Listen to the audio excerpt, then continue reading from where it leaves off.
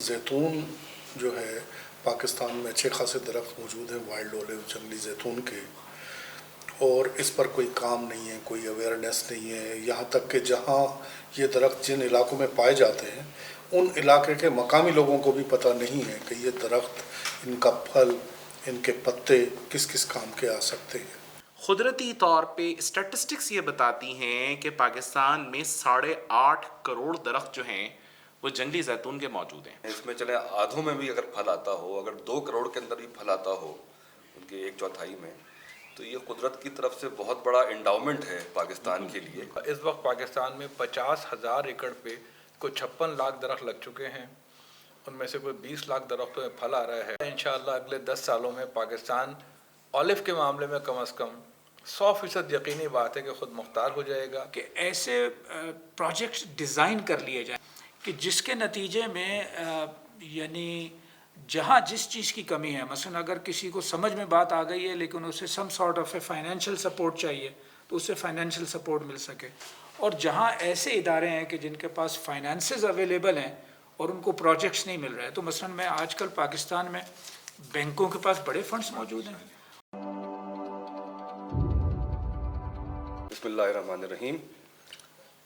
Institute of policy studies کا IPS TV ہمارا official YouTube channel, اس کے لیے ایک پروگرام ہم ریکارڈ کروا رہے ہیں، اور ہمارے مہمان آج کراچی سے ڈاکٹر فیاض عالم، شبیر سومرو صاحب اور ڈاکٹر غفران سعید ہیں، جن کا تعلق دعا فاؤنڈیشن سے ہے۔ میرا تعلق جو ہے ڈاکٹر فیاض سے کوئی 30 سال پرانا ہے، لیکن اس پہ کبھی ہم اور بات کریں گے۔ آج ہم جس موضوع پہ گفتگو کر رہے ہیں وہ ہے پاکستان میں زیتون کی کاشت، اس کی تاریخ، اس کے جو اس وقت پوٹینشل ہے اور اس کی کوئی مستقبل بینی کے اوپر جو ہے گفتگو ہوگی۔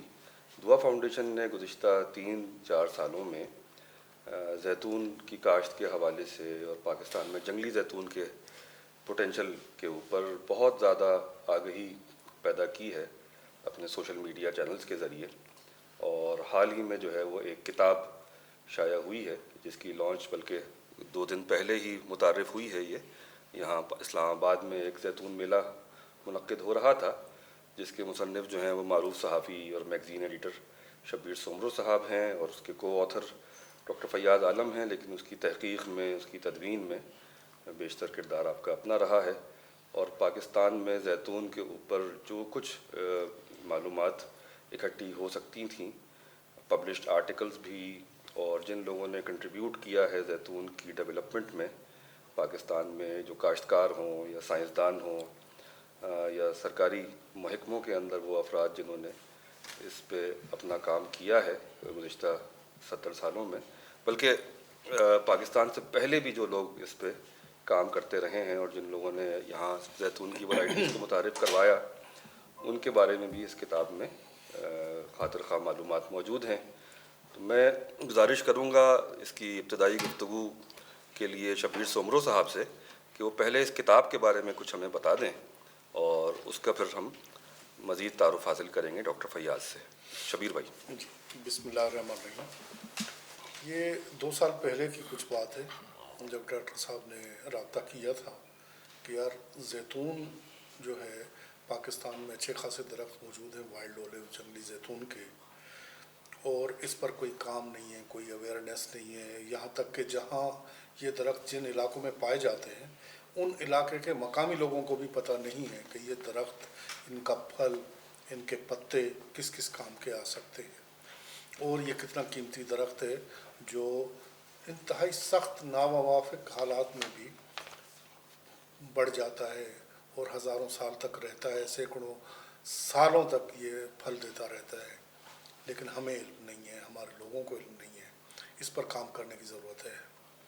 تو پھر انہوں نے پورا پروگرام بنایا کہ دعا فاؤنڈیشن کی جانب سے ہم اس پہ کام کرتے ہیں اور آپ ہمارے ساتھ آ جائیں تاکہ ہم انٹرویوز اور تحقیق کا جتنا کام ہے وہ آپ کے توسط سے اس کو پایا تک۔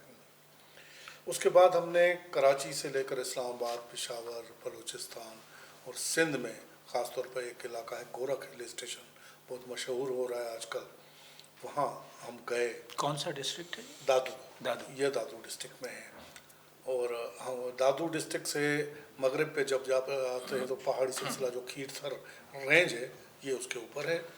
بالکل یہ سرحد ہے سندھ اور بلوچستان کی. پرلی طرف بلوچستان ہے، اس طرف یہ دادو کے ایریا میں. تو گورکھ ہل اسٹیشن پر جب ہم لوگ گئے تو وہاں ہمیں گورکھ کے دامن سے ہی درخت نظر آنا شروع ہو گئے اولیو کے، اور پھل بھی تھا. وہاں پہنچ کے ہم نے وہاں مقامی لوگ جو ظاہر غریب ان پڑھ لوگ تھے ان سے پتہ کیا تو انہوں نے کہا ہاں بالکل یہ درخت ہے، اس کو ہم کہو بولتے ہیں سندھی میں. اس کا پھل ہم کھا لیتے ہیں، کڑوا ہوتا ہے تو وہ بخار میں اور زکام نزلے میں ہمیں بڑا فائدہ دیتا ہے. اور جب سردیاں ہوتی ہیں تو اس کو ہم کاڑھا بنا کے یعنی جوشاندہ بنا کے اس کے پتوں کا ہم استعمال کرتے ہیں. اور درخت کو کاٹتے ہیں تو اس کی لکڑی جلانے کے کام آتی ہے ہمارے، اور بکریاں بھی اس کے چارے کو بڑے شوق سے کھاتی ہیں. تو ہم نے جب بتایا کہ یہ تو بہت قیمتی درخت ہے بھائی اس کو کٹنا نہیں چاہیے تو انہیں پتہ ہی نہیں تھا اس ٹائپ کا. اسی طرح سے ہم پھر دوسری جگہوں پر جاتے آتے رہے. پھر ڈاکٹر صاحب کے لیے میں ایک جملہ بولنا چاہوں گا کہ اپنے علاوہ سب کو آگے بڑھاتے ہیں اور کوشش کرتے ہیں کہ جو آدمی ہیں ان کے ہاتھ آگے ہے اسے انسان بنا کے چھوڑ دیں. صرف آدمی نہ رہے، انسان بن جائے اور انسانیت کے لیے فائدہ مند ثابت ہو. تو مجھے بھی اسی لیول پہ لے آنے کی کوشش کی ہے انہوں نے. ابھی تک تو شاید تھوڑے سے کامیاب ہوئے ہیں. تو میرے کہنے کا مطلب یہ تھا کہ وہ پھر اسلام آباد ہم آئے، پشاور ترنا فارم میں گئے، دوسری جگہوں پر گئے. جہاں جہاں زیتون کے حوالے سے ماہرین اور گروورز ہمیں ملتے گئے ہم نے ان کے انٹرویوز کیے، تفصیلی انٹرویوز کیے، ان کا سوانحی خاکہ بھی لیا. چکوال میں جو فیسٹیول ہوا اولیو کا وہاں پہ ماہرین ملے، وہاں پہ گروورز ملے. تو ہم نے اس کتاب کے لیے اتنا کام کیا جس میں 10 کتابیں بھی بن جائیں. پھر اس کو کمپائل کیا. تو انٹرویوز میں یا ان کاموں میں ڈاکٹر صاحب کے ساتھ ساتھ رہا. مجھے یہ اعتراف ہے کہ اس کتاب کی تیاری میں مجھ سے زیادہ محنت خود ڈاکٹر فیاض عالم صاحب کی ہے، کیونکہ میں نے تو انٹرویو کیے، کمپائل کی، ان کو کر کے ان کے حوالے کرتا چلا گیا. لیکن آج جس کتابی صورت میں آپ اس کو دیکھ رہے ہیں اس میں سارا کچھ ہی نیکا ہے. میرا بہت کم ہے. جی اچھا، اس میں ہم ڈاکٹر فیاض سے بات کرتے ہیں. ظاہر ہے فیاض بھائی کے ساتھ میرا جو تعلق ہے تو اس میں کئی آرگنائزیشنز، کئی ادارے اور کئی مہمات میں ہم شامل رہے ہیں، اور ہر تھوڑے عرصے بعد جو ہے وہ ایک نیا مشن جو ہے ڈاکٹر فیاض پہ طاری ہو جاتا ہے. بالکل. لیکن یہ کم از کم ایسا ہے کہ ذرا اس میں یعنی مدت زیادہ ہو گئی ہے. تو ایسی کیا موٹیویشن ہے کہ یہ آپ نے اس کا آغاز کیا ہے، اس کا بیڑا اٹھایا، اور ابھی تک جو ہے وہ یہ 3-4 سال گزرنے کے باوجود اس کے علاوہ آپ کچھ اور نہیں کر رہے؟ یہ تو زیادتی کر دی آپ نے، اس کے علاوہ کچھ اور نہیں، جو یعنی اس کے علاوہ یعنی اسی سے ایسوسیٹڈ زراعت کے اوپر جو ہے فیاض بھائی نے. جی بہت شکریہ نوفل صاحب کہ آج مجھے آپ نے ایک دفعہ پھر آئی پی ایس میں موقع فراہم کیا ہے کہ زیتون کے حوالے سے کچھ بات کی جائے. دیکھیے آپ تو وہ جو ہے نا مصرع کے غزالہ تم تو واقف ہو تو آپ سے زیادہ کون واقف ہے. اصل میں تھر پارکر آپ کو یاد ہی ہے اچھی طریقے سے کہ جب نعمت اللہ خان صاحب جو ہم سب کے مربی تھے، ہمارے محسن تھے، اور ہمیں اس فیلڈ میں انہی کی شفقت کی وجہ سے، ان کی وجہ سے ہی ہم نے کچھ کرنا شروع کیا اور کچھ ظاہر سیکھا بھی بہت کچھ ان سے. تو خان صاحب تھر پارکر جب لے کر گئے 98 میں، مجھے بھی آپ کو بھی، تو ہمارے ذہن میں یہ تھا کہ بھئی غریب علاقہ ہے، پانی کی کمی ہے، تو چلیں جی کنویں کھودے جائیں. اور کچھ ہم نے تو اس زمانے میں ایجوکیشن پہ بھی کام کیا. آپ اور میں دونوں ہی گرین کرسچن ٹرسٹ میں تھے، تو مٹی میں اسکول کھولا، اس کے بعد اسلام کوٹ میں اسکول کھولا، ہلال پبلک اسکول. اس کے بعد پھر کوئی آئی کیمپس وغیرہ کیے، کیونکہ میں اس زمانے میں پیما میں بھی ایکٹیو تھا. لیکن اس کے بعد درمیان میں پھر خان صاحب بن گئے سٹی ناظم، ہم ان کے ساتھ وہاں چلے گئے، آپ بھی ساتھ تھے ہمارے ظاہر ہے. اس کے بعد پھر میں تو مختلف ہاسپٹلس کے ایڈمنسٹریشن وغیرہ میں انوالو ہوا اور کچھ قرآن کے تراجم کے پروجیکٹس میں کام کرتا رہا. تو لیکن 2014 میں جب تھر پارکر میں ڈراؤٹ سچویشن دوبارہ پیدا ہوئی اور ہم وہاں گئے اور ہم نے وہاں نرسری بنائی گورنمنٹ ہاسپٹل میں، وہاں جا کے مجھے احساس ہوا کہ بھئی 98 سے آج تک ان کے جو معاشی مسائل ہیں وہ تو جوں کہ توں ہیں. اور اس دوران میں تھوڑا سا ظاہر ہے کہ جی کچھ مطالعہ کرنے کا موقع ملا، لوگوں سے ملاقاتیں ہوئیں، تو یہ اندازہ ہوا کہ بھئی تھر پارکر میں آپ جائیں، کنویں کھدواتے رہیں، لاکھوں بھی کھد جائیں گے اگر کنویں، تو उससे उनकी मईशत पे तो कोई बेहतरी नहीं आएगी। तो अल्हम्दुलिल्लाह फिर अल्लाह ताला ने दिल में बात डाली कि भाई कुछ एग्रीकल्चर पे काम किया जाए। देखिए थरपारकर एक बारानी इलाका है जहाँ बारिश होती है तो उससे चंद मखसूस किस्म की फसलें होती हैं, ग्वार है, बाजरा है, मूंग की दाल है और कुछ नेचुरल ग्रास उग जाती है, जिसकी वजह से उनका मवेशियों का चारा मिल जाता है 4-5 महीने के लिए। मैंने इंडिया की राजस्थान जो है, जो थरपारकर का 80% है इंडिया में, उसकी कुछ वीडियोस देखी थी कि वहाँ एग्रीकल्चर पे बहुत काम हो रहा है। तो हमने सोचा कि चलें जी हम भी यहाँ शुरू करते हैं। तो 2015 में, सितंबर 2015 में हमने थरपारकर की तहसील कलोई में एक साहब को एक एग्रीकल्चर का प्रोजेक्ट लगा के दिया। ज़मीन से पानी निकाला और ट्यूबवेल लगा के दिया और फिर थोड़ा सा उसे गाइड किया। सरसों की पहली फसल लगाई। जो आदमी जंगली कीकर की लकड़ियाँ बेच के महीने के 9-10 हज़ार रुपये कमाता था, उसको उस पहली फसल से 1.5-2 लाख रुपए मिल गए। तो उसके लिए तो वो एक इंतहाई बड़ा इनकलाब आ गया ज़िंदगी में। हमें भी बड़ी खुशी हुई कि अच्छा भाई ज़मीन के पानी से तो बहुत सी फसलें हो सकती हैं। तो उसके बाद से फिर हम लोग इन्वॉल्व हो गए एग्रीकल्चर में। और क्योंकि ये ज़िंदगियों को फौरी तौर पर बदलने वाला प्रोजेक्ट है, एग्रीकल्चर की जो फसलें हैं उसे 6 महीने में नतीजा सामने आया था। आपने आज किसी आदमी को एक प्रोजेक्ट लगा के दिया, उसने गंदम, सरसों और मुख्तलिफ़ फसलें लगाईं। हमारी कोशिश थी जो कम पानी लेती हैं फसलें वो लगाई जाएं। तो अल्हम्दुलिल्लाह सिवाय केला, चावल और गन्ना, इसके अलावा हर फसल हमने तो सफ़ेद ज़ीरा लगा लिया, कलौंजी लगा ली, स्पगोल लगा लिया थरपारकर में। 2018 में जो है यही राजस्थान की वीडियोस देख देख के मुझे ख्याल आया कि हम खजूर ट्राई करें। तो मैंने बात के लोगों से, हमारे पूरे दोस्त से, हमारे दुआ फाउंडेशन के चेयरमैन हैं आमिर और ज़बी, मुमताज़ आलम साहब, हम सब ने डिस्कशन की कि भाई खजूर क्यों ना लगाया जाए। आप हैरान होंगे कि सब लोगों ने मुखालफत की, यानी मकामी लोगों ने। उन्होंने कहा कि खजूर और थरपारकर पूरे थर के सहरा में 20,000 मुरब्बा किलोमीटर पे वो मुहित है सहरा, खजूर का एक दरख्त भी लगा हुआ नहीं था, एक दरख्त भी। वहाँ कभी किसी ने ट्राई नहीं किया था। तो हमने कहा नहीं जी हमें तो लगाना है। वो लगा लिया हमने जनाब, खैरपुर से पौधे लाकर। 2 साल के बाद फ्रूटिंग हो गई उसमें।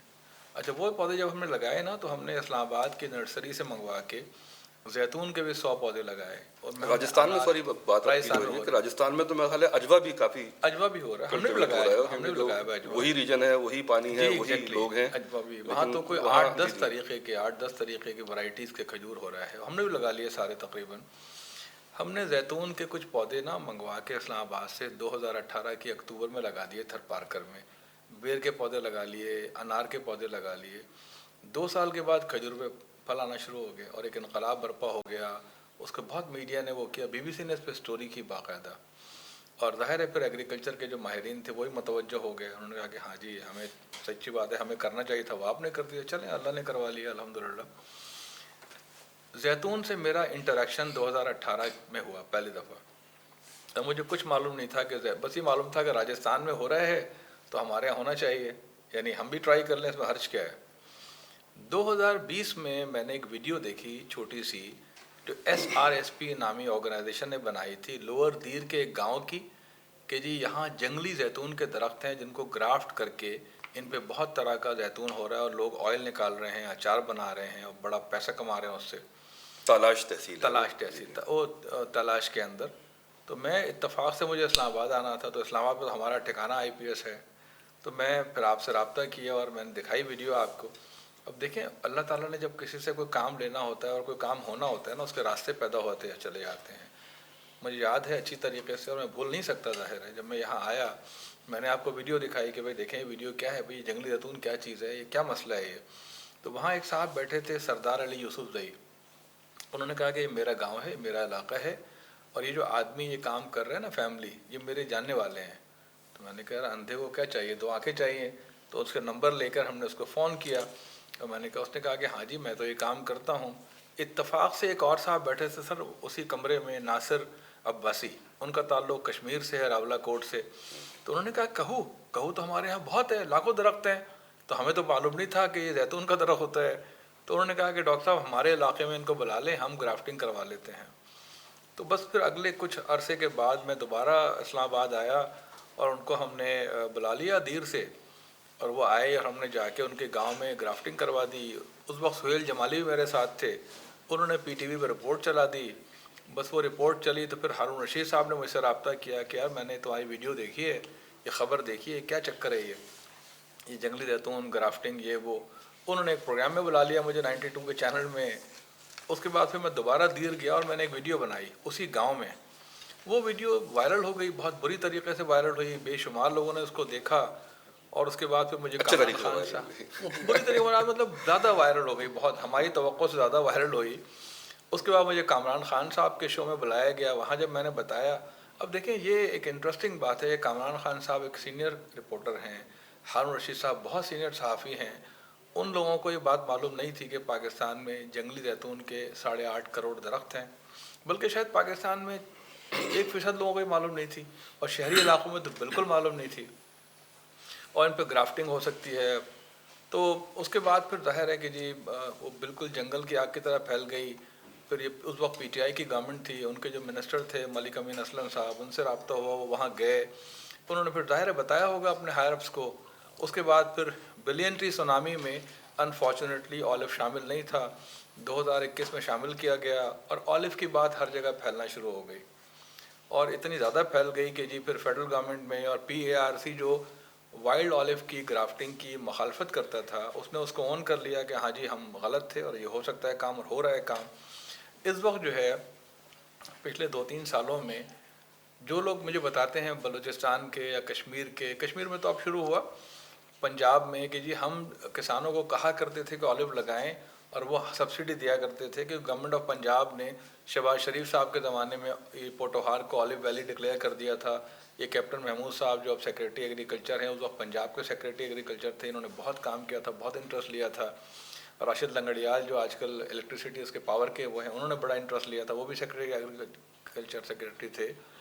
तो इन सब लोगों ने जो है ना बहुत ज़्यादा इंटरेस्ट लिया, और हुआ ये है कि पाकिस्तान में इस वक्त जो है न सिर्फ ये कि ऑलिव के नए पौधे बहुत बड़ी तादाद में लग रहे हैं, बल्कि मुझे बलूचिस्तान वाले ख़ास तौर पर शिकवा करते हैं कि भाई वो आपकी वीडियोस की वजह से इतनी ज़्यादा मशहूरी हो गई ऑलिव की कि पहले हम जाते थे किसानों के पीछे कि पौधे ख़रीद लो या पौधे ले लो और लगाओ ये, अब वो हमारे पीछे आते हैं, हमारे पास पौधे नहीं होते। लिटरली सिचुएशन ये हो गई कि उल्टा हो गया है। अब कह रहे हैं जी बेशुमार लोग रब्ता करते हैं और लगा रहे हैं, और लाखों लाख दरख्त लगा रहे हैं, लाखों दरख्तों की ग्राफ्टिंग हो रही है। ये कबायली इलाके जो हैं वज़ीरिस्तान वगैरह, ये सारे कबायली इलाके, इनमें फिर आर्मी ने भी अब ये ग्राफ्टिंग के प्रोजेक्ट्स की बहुत बड़ी सरपरस्ती शुरू की है, और अल्हम्दुलिल्लाह इस वक्त पाकिस्तान में 50,000 एकड़ पे कोई 56 लाख दरख्त लग चुके हैं। उनमें से कोई 20 लाख दरख्तों में फल आ रहा है। पाकिस्तान ने पिछले साल कोई 10 टन ऑलिव ऑयल एक्सपोर्ट किया है। अच्छा। और इंशाअल्लाह अगले 10 सालों में पाकिस्तान ऑलिव के मामले में कम से कम 100% यकीनी बात है कि ख़ुद मुख्तार हो जाएगा। हम ऑलिव का फ्रूट इंपोर्ट नहीं करेंगे बल्कि एक्सपोर्ट करेंगे, ऑलिव ऑयल एक्सपोर्ट हुआ करेगा। और अगर जैसा कि कैप्टन महमूद साहब ने मुझे यकीन दहानी कराई है, बल्कि काम शुरू कर दिया है, जंगली जैतून के इन करोड़ों दरख्तों से जो अल्लाह ताला का तोहफ़ा है इस मुल्क के लिए, हम सब के लिए, अगर ऑयल निकालना शुरू हो गया तो आप यकीन करें कि पाकिस्तान में जो एडिबल ऑयल का बिल है $4.5 अरब एडिबल, उसमें बहुत कमी आ जाएगी। बहुत बड़े पैमाने पे लोगों को रोज़गार मिलेगा, और ऑलिव के फ्रूट की वैल्यू एडिशन है या ऑयल की सारे कामों के नतीजे में एक बहुत बड़ा इंटरेस्टिंग इशू ये है कि देखें पहाड़ी इलाकों में कोई ईंधन का बंदोबस्त नहीं होता, तो अनफॉर्चुनेटली वो लोग क्या करते हैं, जंगल की लकड़ियाँ काटते हैं और उसी से जो है ना वो फिर सबसे ज़्यादा सख्त जान दरख्त यही है, इसको जानवर भी खा रहे होते हैं, इसकी लकड़ियाँ भी जल रही होती हैं, इसका जो उसमें है बहुत सिंपल है। वो ये है कि भाई आप लकड़ी ना काटें, आप जंगली जैतून के दरख्तों की ग्राफ्टिंग करें और नए बागात लगाएं, एक बात। दूसरा है कि जब ऑलिव ऑयल निकले, ऑलिव ऑयल पाकिस्तान में आज के दिन तक सिर्फ एक तरह का निकाला जाता है, that is extra virgin oil. जबकि ऑलिव ऑयल जब आप एक दफ़ा निकाल लेते हैं मशीन से, जो एक्स्ट्रा वर्जिन ऑयल है, उसके बाद जो खल बचता है उसको एक और तरीके से, जो डॉक्टर गफरान बताएंगे, उस तरीके से दोबारा उसमें से 10% तक निकल सकता है, और वो भी खाना पकाने का बेहतरीन ऑयल होता है, that is called pomace olive oil. उसके बाद जो खल बच जाएगी उसकी फ़लस्तीन में, शाम में सैकड़ों हज़ारों साल से उसकी ईंटें बनती हैं। तो ये मशीनें हमारे माशाल्लाह जो कारीगर हैं, जो लोग हैं, बहुत ज़बरदस्त लोग हैं। गुजरावाला में मशीन बन जाएगी ब्लॉक बनाने की, वो ब्लॉक बनाइए, उस ब्लॉक को लोगों को दे देंगे, भाई आप इसको जलाएं, इससे आप ईंधन हासिल करें। यकीन करें धुआं बहुत कम निकलता है, खुशबू बहुत अच्छी होती है। तो आपको यानी पहाड़ी इलाकों में उनको खाने के लिए ऑलिव, पकाने के लिए तेल और जलाने के लिए वो पोमेस है, वो मिल जाएगा। और पाकिस्तान की जो इन इलाकों की जो इंडस्ट्री है, लोकल इंडस्ट्री बड़ा फ़रोग पाएगी, हज़ारों लाखों लोगों को रोज़गार मिलेगा। और सिर्फ ऑलिव ही क्यों, इन पहाड़ी इलाकों में एवोकाडो है, हेज़लनट है, चेस्टनट है, बहुत सारे खुश्क मेवाजात के दरख्त हैं जो लगाए जा सकते हैं, पाकिस्तान में कामयाब हो चुके हैं। पिकान नट है जो इंपोर्ट होते हैं और बहुत महंगे बिकते हैं यहाँ पर। ये इन तमाम हमारे इलाके, बलूचिस्तान, KPK, कश्मीर, पंजाब के पहाड़ी इलाके, यहाँ सब के सब कामयाब हो चुके हैं। और हमारे जो एग्रीकल्चर के माहिरीन हैं इन्होंने बड़ी मेहनत की है। बस ये है कि हमारा मीडिया, हमारे जो सोशल सेक्टर के लोग हैं वो, और ख़ास तौर पे जो IPS जैसा एक इतना ज़बरदस्त थिंक टैंक है हमारा, माशाल्लाह बड़ी अच्छी साख का। मैं तो खालिद रहमान साहब यहाँ मौजूद हैं, हमारे बड़े हैं, हमारे मुरब्बी हैं। अगर IPS इसमें इंशाल्लाह जैसा ये काम शुरू हो गया है, इसको थोड़ा सा तवज्जो ज़्यादा दे देगा तो पाकिस्तान में एक एग्रीकल्चर का इनकलाब हमारा मुंतज़िर है इंशाल्लाह। और इस जैसी साख के इदारे अगर ये काम शुरू कर देंगे तो कोई वजह नहीं है कि आम आदमी, क्योंकि आम आदमी आँख बंद करके यकीन करता है। जो बात इस प्लेटफॉर्म से कही जाती है उसको हर जगह पذیرائی ملتی ہے, हर आदमी यकीन करता है कि ये गलत बात कर ही नहीं सकते. तो मुझे उम्मीद है कि इंशाअल्लाह एग्रीकल्चर सेक्टर में काम होगा और मुल्क हमारा मसाइल से निकलेगा. अच्छा डॉक्टर साहब, क्योंकि कराची यूनिवर्सिटी से वाबस्ता हैं, फूड साइंस डिपार्टमेंट से डॉक्टर गुफरान सईद साहब, तो ज़रा हम वैल्यू एडिशन के ऊपर भी बात करेंगे जैतून की, और जो हमारा प्राइवेट सेक्टर है, इंडस्ट्री है फूड की, उसको कैसे इंसेंटिवाइज़ किया जाए कि वो इस पर इन्वेस्टमेंट करें और उनका जो है वो लिंक हो. लेकिन उससे पहले मैं ये जानना चाहूँगा कि ज़रा आप लोग काम कर रहे हैं इस शोबे में, अब वहीं थर पारकर में काम कर रहे हैं, तो टंडो जाम में ज़रा यूनिवर्सिटी है जो हार्डली 2 घंटे का फासला है थर पारकर से. यहाँ बारानी यूनिवर्सिटीज़ हैं, ज़रा यूनिवर्सिटीज़ और ज़रूरी तहक़ीक़ाती मराकज़ जो हैं पूरे पाकिस्तान में हैं. तो क्या वजह है कि एकेडेमिया की रिसर्च इंडस्ट्री या पॉलिसी के अंदर जो है उसका इतना इस्तेमाल जो है वो नहीं नज़र आता पाकिस्तान में, और सिविल सोसाइटी भी जो है वो जो काम कर रही है, जिन प्रोजेक्ट्स पे कर रही है, वो इस तरह की इंडिजिनस रिसर्च जो हमारे पास हुई है, या चलें बाहर भी हुई हैं केस स्टडीज़ हैं, क्योंकि जिस तरह आपने राजस्थान की मिसाल दी, तो जैसा अक्रॉस द बॉर्डर है ना, और वो लोगों का आना जाना भी है, वहाँ के लोग दोनों तरफ रिश्तेदार भी हैं, आपस में रब्ता रहता है किसी न किसी हवाले से. तो ये कम्युनिकेशन का इशू है, बदनीयती का इशू है, क्या मसला है कि ये क्यों इतनी रिसर्च हो रही है. 200 यूनिवर्सिटीज़ पाकिस्तान में बन गई हैं, ज़रूरी यूनिवर्सिटी, ज़रूरी मराकज़ बेतहाशा हैं और पाकिस्तान बनने से पहले से मौजूद हैं, काम उनके पास है, तहक़ीक़ है, वो पब्लिश भी होती है, सब चीज़ें हैं, लेकिन उसका असर जो है वो माशरे में ज़मीन पे नज़र क्यों नहीं आता. Thank you so much. आपने जो बुनियादी तौर पे आज का सेशन जो है वो कंडक्ट किया है, उसके हवाले से मैं थोड़ा सा अपना जो है ना वो एक ओवरव्यू ये देना चाहूँगा कि हमारे इस ओवरऑल सिस्टम के अंदर जिन अनासिर की आपने निशानदेही की है, खुसूसी तौर पे एकेडमिया, इंडस्ट्री और गवर्नमेंट, और इसी तरह से जो बाकी सेक्टर्स हैं, उन सब को जब आप ओवरऑल मिला के देखते हैं तो प्रॉब्लम सारी ये आती है कि इन सब को जेल करने के लिए हमें कोई सेंटर पॉइंट नज़र नहीं आता. गवर्नमेंट की अपनी पॉलिसीज़ हैं जो जाहिर सी बात है मुख्तलिफ़ चीज़ों पे बेस करती हैं. एकेडमिया का जो फुक़दान है वो सबके सामने है, तबाही एक दिन में तो नहीं आती है, बरसों लगते हैं उसको आने में.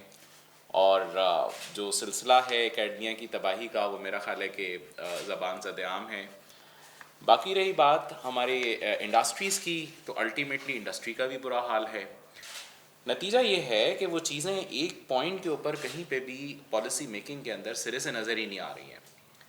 डॉक्टर फैयाज़ साहब जो हैं, मैं इस बात के ऊपर इनको बहुत ज़्यादा अप्रिशिएट करना चाहूँगा कि इन्होंने एक जेल का काम किया है, जिसमें आपको भी फॉर एग्ज़ाम्पल शामिल कर रहे हैं, गवर्नमेंट के लोगों तक भी ये पहुँच रहे हैं, एकेडमिया को भी इन्वॉल्व कर रहे हैं, मीडिया की भी इन्वॉल्वमेंट है, इंडस्ट्री को भी पकड़ के ला रहे हैं.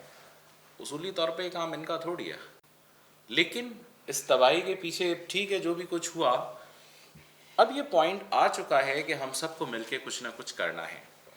तो यकीनी तौर पे ये वो बुनियादी चीज़ है जिसको सामने रखते हुए अगर हम देखें तो पाकिस्तान के अंदर जितना हमें एक मायूसी का आलम नज़र आता है, اس مایوسی کے آگے میں کہیں نہ کہیں روشنی کی ایک کرن بھی ہمیں نظر آتی ہے. تو میرا خیال ہے کہ یہ بہت اچھی چیز ہے کہ جس کو لے کے جو ہے وہ آگے بڑھنا بے حد ضروری ہے. اور یقینی طور پہ میں ڈاکٹر صاحب کا شکر گزار اس لیے ہوں کہ مجھے بھی سچی بات یہ ہے کہ زیتون کے بارے میں ذرا بھی معلومات نہیں تھی. حالانکہ میرا اپنا پی ایچ ڈی کا ٹاپک آئل اینڈ فیٹ پہ رہا ہے. میری اپنی یعنی اسٹڈیز آئل اینڈ فیٹ کی ہیں. ملائیشیا کے اندر جو ہے وہ پوری ٹریننگ جو ہے پام آئل کے اوپر جو ہے وہ میں کر کے آیا, انکلوڈنگ کہ اب جو میری ایک طرح سے کہنے کہ میں ریسرچ کروا رہا ہوں, میں میری جو ٹیچنگ ہے اس کا پارٹ جو ہے وہ اس کا آئل اینڈ فیٹ کے اوپر بیس کر رہا ہے. لیکن مجھے سرے سے یہ معلوم نہیں تھا کہ پاکستان جیسے ملک کے اندر زیتون بھی کوئی چیز ہے. اچھا, اب اس کا اندازہ لگائیں کہ جب ہمیں نہیں معلوم, ہم پڑھا رہے ہیں, سب کچھ کر رہے ہیں, تو عام لوگوں کو کیا پتہ ہوگا. اور اس کا سب سے بڑا جو ہے وہ امپیکٹ یہ آتا ہے کہ ہم اپنی ریسرچ جو کرتے ہیں, research for the sake of research کر رہے ہوتے ہیں. ہمارا مین پرابلم یہ ہے کہ ہم اس ریسرچ کو کنڈکٹ کرتے ہیں یا کسی impact factor journal, yes exactly, ہم اس کو ایگزیکٹلی امپیکٹ فیکٹر جرنل میں, کیونکہ میری ترقی کا راز صرف یہ ہوگا کہ میں کتنے ریسرچ پیپر چھاپ سکتا ہوں, کتنی بک لکھ سکتا ہوں, اس کا میرے اس اوور آل سسٹم میں کیا امپیکٹ ہے, اس سے مجھے کچھ نہیں لینا دینا. کیونکہ ہم انٹر لنکڈ ہی نہیں ہے. میرا انڈسٹری سے کوئی تعلق نہیں بنتا, میرا گورنمنٹ سے کوئی تعلق اس لحاظ سے نہیں بنتا. تو یقینی طور پہ یہ ایک ایسی چیز بن جاتی ہے کہ جہاں پہ پھر میں ایک طرح سے کہہ لیں خود غرض بن جاتا ہوں کہ ٹھیک ہے جی مجھے ریسرچ کرنی ہے, میں کروں گا, پیپر چھاپوں گا جس سے میرا امپیکٹ بڑھے گا, کافی ہے. اوور آل سوسائٹی میں کیا امپیکٹ نظر آتا ہے یہ میرا کام نہیں ہے. تو ہم نے بیسیکلی اس سسٹم کے اندر انٹر لنکنگ کے آپشن کو ختم کر دیا ہے. امپیکٹ فیکٹر اور امپیکٹ یہ دو الگ چیزیں ہو گئی ہیں. دنیا بھر کا کانسیپٹ یہ ہے کہ وہاں کا امپیکٹ فیکٹر امپیکٹ سے چلتا ہے کہ what is the impact on the society. آپ پوری پاکستان کی 200 یونیورسٹیز کا اگر سروے کریں اور ان سے یہ معلوم کریں کہ آپ کے جتنے بھی امپیکٹ فیکٹر ہیں, 2000 اگر امپیکٹ فیکٹر بھی ہے, تو آپ کا سوسائٹی میں کیا امپیکٹ ہے. سوسائٹی امپیکٹ ہمیں نظر نہیں آتا. تو ظاہر سی بات ہے کہ جب سوسائٹی امپیکٹ نہیں ہے تو چیزیں آٹومیٹیکلی جو ہے وہ ہمیں نظر نہیں آ رہی. اچھا, اب جہاں تک سوال ہے زیتون کے حوالے سے, تو میں اپنے ذرا جو ہیبٹس ہیں اس کے حوالے سے ڈسکس کر لوں تاکہ ہمیں کچھ تھوڑا سا سمجھ میں آئے کہ ہم بائی نیشن کیا کھا رہے ہیں, ہمارا جو ہے وہ اوور آل سسٹم کیا ہے. Then will move for the different value addition of the olive. ہمارا اوور آل سسٹم یہ ہے کہ ہم بنیادی طور پہ ایک تیل کھانے یا گھی کھانے والی قوم ہے. دنیا میں کہیں ایسا نہیں ہوتا کہ پر کیپٹا کنزمپشن ایک سال میں کوئی ایک شخص 24 کلو تیل کھا جاتا ہو. پاکستان میں کھایا جا رہا ہے. اس کے مقابلے میں آپ یورپ میں اٹھا کے دیکھیں تو ایک سال میں ایک بندہ 4 سے 5 کلو تیل استعمال کرتا ہے, تیل یا گھی جو بھی آپ کہہ لیں. اور یہ میرا خیال ہے کہ ہم سب کی نالج میں ہیں. فار ایگزامپل ہمارے یہاں 5 اگر لوگوں کی ایک کنبہ ہے, فیملی ہے, اس کا گروسری کا اگر آپ نارملی اٹھا کے دیکھیں تو 5 لیٹر جو ہے نا وہ تیل آتا ہے. اچھا, 5 لیٹر تیل کا مطلب کیا ہوا, فی بندہ 1 لیٹر, اور اگر آپ اس کو 12 مہینے سے ملٹیپلائی کریں تو 12 لیٹر. یہ تو ہم سب کی کنزمپشن ہو گئی. اچھا, اب ذرا آ جائیے, جتنا ہم گھر میں کھاتے ہیں اتنا ہی ہم باہر سے کھاتے ہیں. مثال کے طور پہ پراٹھے ہو گئے, نہاری ہو گئی, بریانی ہو گئی, جو بھی چیزیں ہیں, تو یہ اوور آل ملا کے ہمارے پاس 12 اور 12 24 لیٹر. اور ہماری اکانومی بھی یہی بتا رہی ہے جتنا ہم تیل امپورٹ کر رہے ہیں, میجر پام آئل کا پورشن ہے, 75% ہم جو ہے وہ پام آئل بیسڈ اس وقت کنٹری بن چکے ہیں. اچھا, اب نتیجہ کیا نکل رہا ہے کہ ہم ایک طرف تو اتنا تیل کھا کے اپنی صحت خراب کر رہے ہیں. آپ کامن سی چیز دیکھیں, ہمارے یہاں نہاری میں جب تک 1 انچ کی تری نہ ہو نا تو اس کو نہاری نہیں مانا جاتا. جی, قورمے کے اندر بھی, قورمے بھی یہی اسٹائل ہے. پھر آپ بریانی کو دیکھ لیں, کم جو ہے وہ 1 انچ سے کم تو غریب ہوتا ہے. اچھا, اب آپ ذرا آ جائیے, ہمارا سادہ ترین کھانا جو ہے وہ ہم اس کو کہتے ہیں جی کھچڑی کھا لو اگر طبیعت خراب بھی ہو. اس میں بھی جب تک ہم تڑکا نہ لگا لیں, یا دال سب سے غریب پرور کھانا کہا جاتا ہے, تو اس میں بھی تڑکا نہ لگے تو ہم اس کو کھانا نہیں مانتے. تو بنیادی طور پہ تو ہم تیل کھانے والی قوم ہیں, اور ہمارا اس کا ایک امپیکٹ بھی نظر آ رہا ہے ہیلتھ کے اوپر.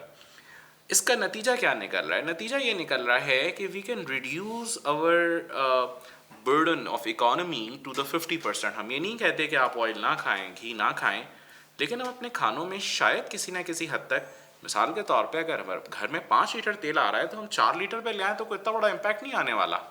بس وہ 1 انچ کی تری ذرا ہو سکتا ہے 1.25 انچ کی رہ جائے, اس سے زیادہ تو فرق نہیں پڑے گا. اچھا جی، دوسری امپورٹنٹ چیز کہ اگر آپ نے 25% ریڈکشن کی تو اس وقت پاکستان کا صرف کھانے کے تیل کا امپورٹ بل جو ہے نا وہ 4-4.5 ارب ڈالر ہے. 25% ریڈکشن 4 ارب ڈالر پہ لگائیں تو سیدھا 3 ارب ڈالر آ جاتا ہے. دوسری طرف اگر ہم اکانومی میں اپنا آئل کا پارٹ دیکھیں تو سلسلہ اس وقت یہ ہوا ہے کہ دنیا میں تیل نکالنے کے یا تیل حاصل کرنے کے، ایڈیبل آئل حاصل کرنے کے 2 بڑے معروف ذرائع ہیں. ایک ہوتی ہے cultivation of the seeds like soya bean ہیں یا اور باقی چیزیں ہیں، پام ہیں، سرسوں ہیں، کنولا ہے. دوسرا جو ہے وہ ایک پارٹ نان کنونشنل ٹائپ کا ہے جو عام طور پہ فروٹ سے جو ہے وہ آئل لیا جاتا ہے. مثال کے طور پہ اولیو ہے، ایواکیڈو ہے. ہمارے اس پورے ریجن میں ساؤتھ ایسٹ ایشین ریجن کے اندر فروٹ آئل کا کانسیپٹ نہیں ہے لائک ایواکیڈو، اولیو. اور کیوں نہیں ہے اس کا ایک میرا خیال ہے کہ یہ دیکھا جانا چاہیے کہ ہم نہ اس کے یوزر ہیں. ساؤتھ میں کوکونٹ کا کوکونٹ ہے لیکن کوکونٹ ایک سیڈ کے طور پہ آ جاتا ہے. ہم بات کر رہے ہیں فروٹ کی کہ جس کے پلپ میں سے آئل نکلتا ہے، ایووکیڈو اینڈ اولیو. اچھا اب پرابلم کیا ہے کہ یہ دونوں قسم کے آئل بڑے ہیلدی آئل کہلاتے ہیں. دنیا میں سب سے زیادہ ایکسپینسو آئل یہی ہیں. چیپسٹ آئل عام طور پہ سیڈ بیسڈ آئل ہے. پاکستان کی اکانومی میں گندم اور چاول اس کے بعد کچھ اتنا بڑا کموڈٹی بچتی نہیں ہے کہ جس کو آپ لگا کے اور پوری قوم کو وہ کھلا سکیں. اس میں اسپیشلی اگر ہم سن فلاور کی بات کریں تو ٹھیک ہے گرو ہو رہا ہے 5-6-8%، یا کنولا کی بات کریں یا سرسوں کی بات کریں. پاکستان کی اوور آل جو اٹ سیلف اپنی یعنی جو پروڈکشن ہے فار کنزمپشن وہ 10-12%، 13% سے اوپر کی نہیں ہے. آئل سیڈ کی میں بات کر رہا ہوں. اب آپ اندازہ لگائیں گے پاکستان کا 75% سے اوپر کا ایک امپورٹ بل آپ کا صرف پام آئل پہ بیس کر رہا ہے. باقی پھر ہم سویابین منگواتے ہیں، باقی چیزیں منگواتے ہیں. تو یہ تو ہماری ایک اوور آل اکانومی کا پارٹ ہے. اب آپ دوسری طرف دیکھیں قدرت نے ایک ایسا شاہکار ہمارے اس پورے ریجن کو دیا، پاکستان کو دیا، کہ اس کے بعد صرف میں اتنا ہی کہوں گا کہ قدرت نے اس کو پیک کر کے ہمیں نہیں دے دیا باٹلز کے اندر. قدرتی طور پہ اسٹیٹسٹکس یہ بتاتی ہیں کہ پاکستان میں 8.5 کروڑ درخت جو ہیں وہ جنگلی زیتون کے موجود ہیں. اچھا جنگلی عام طور پہ جو ہے وہ ورڈ اس لیے استعمال کیا جاتا ہے، ہوتی وہی اسپیشی ہے، یہ خودرو ہے. اور عمومی طور پہ جو اڈاپٹ کر جاتا ہے اس انوائرمنٹ کے اندر اس کا امپیکٹ بڑا زبردست ہوتا ہے. عمومی طور پہ کہا جاتا ہے کہ جو بھی چیز جنگلی حالت میں ہوگی وہ عام طور پہ زیادہ طاقتور ہوگی، اس کی امیونٹی لیول بڑھانے کی صلاحیت بہت اچھی ہوگی، بیماریوں سے بچانے کی صلاحیت بہت اچھی ہوگی.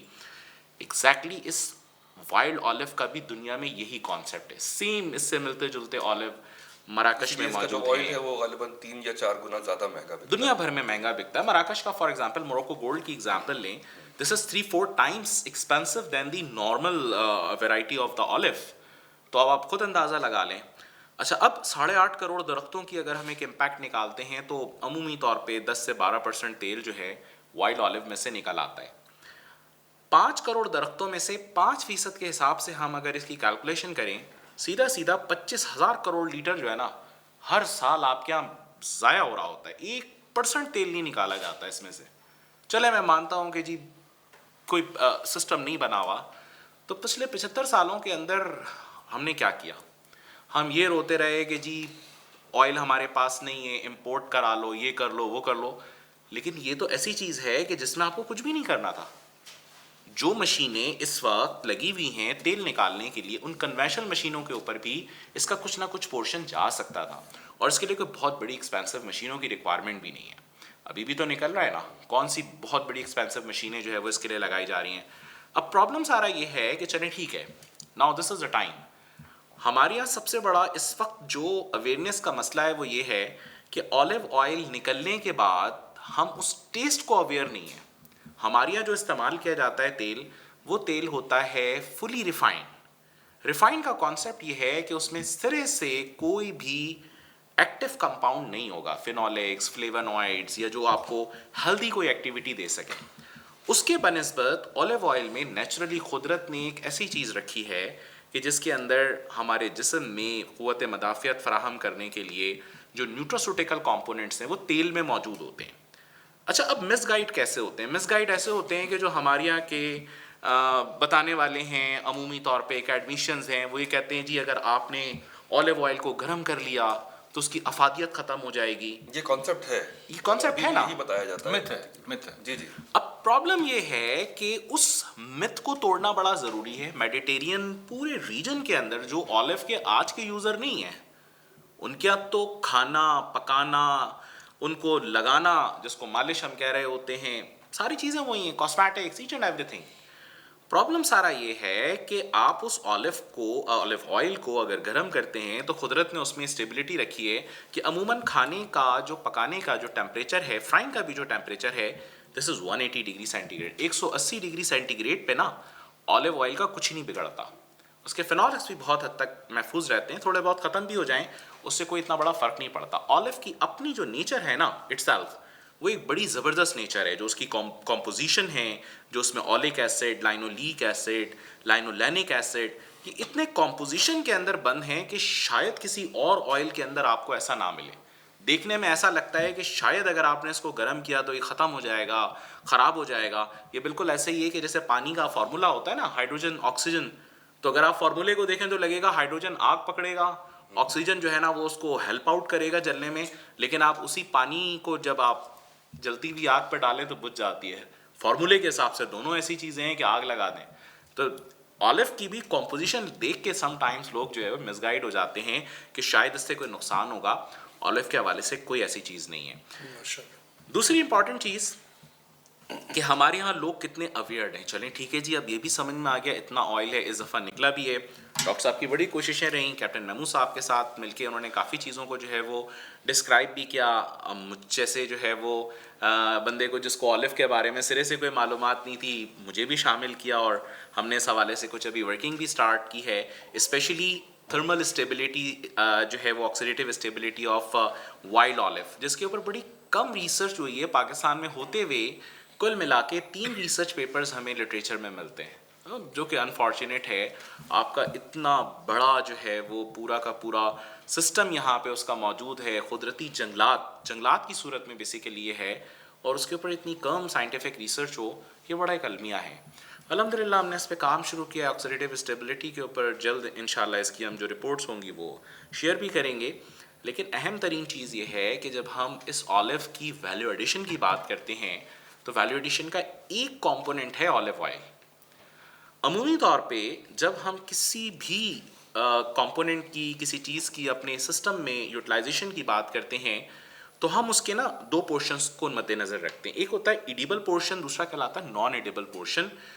عمومی طور پہ ایڈیبل پورشن جو ہوتا ہے نا بڑا پریشس ٹائپ کا پروڈکٹ کہلاتا ہے کہ یہ کھانے کے طور پہ استعمال ہو سکتا ہے. اچھا, اب اس کھانے والی چیز کو اگر ہم دیکھیں تو آلو کا تو میجر پورشن, فار ایگزامپل اگر 20% 25% آئل ہے تو وہ تو استعمال میں آئے گا. باقی جو 75% یا 70% پورشن ہیں اس کا کیا بنے گا؟ وہ جو نان ایڈیبل پارٹ ہے اس کی بھی بہت ساری یوٹیلائزیشنز ہیں.